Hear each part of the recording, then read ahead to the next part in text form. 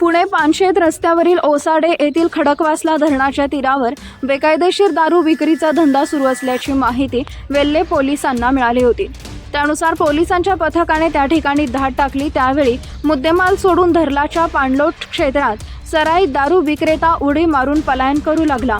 आणि दरम्यान पुढे काय घडलं पाहण्याआधी AM मराठी न्यूजला जरूर सबस्क्राईब करा। तर हे थरार नाट्य पाहून परिसरातील नागरिक देखील अचंबित झाले। हे घडलं असं की ओसाडे येथील धरण तीरावर राजरोसपणे बेकायदा दारू विक्री करणाऱ्या दारू धंद्यावर वेल्हे पोलिसांनी शनिवार दिनांक 11 रोजी सायंकाळी 5:30च्या सुमारास धाड टाकली। पोलीस आल्याची चाहूल लागताच आरोपी नानावत याने खडकवासला धरणाच्या पाणलोटात उडी मारली। तो धरणात पोहत पलीकडील सांगरुण गावच्या तीराकडे पळून चालला होता।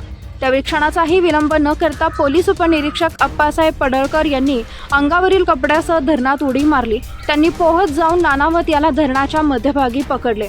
पाणलोट क्षेत्रात आरोपी आणि पोलीस यांच्यात तब्बल अर्धा ते पाऊण तास थरार नाट्य सुरू होते। हे थरार नाट्य पाहून परिसरातील नागरिकही अचंबित झाले। पडळकर यांच्या साहसी कामगिरीचे नागरिकांनी कौतुक केले। अभिमन्यू ईश्वर नानावत राहणार औसाडे तालुका राजगड असं अटक केलेल्या या दारू विक्रेत्याचं नाव असून त्याच्यावर वेल्हे पोलीस ठाण्यात गुन्हा दाखल झालाय।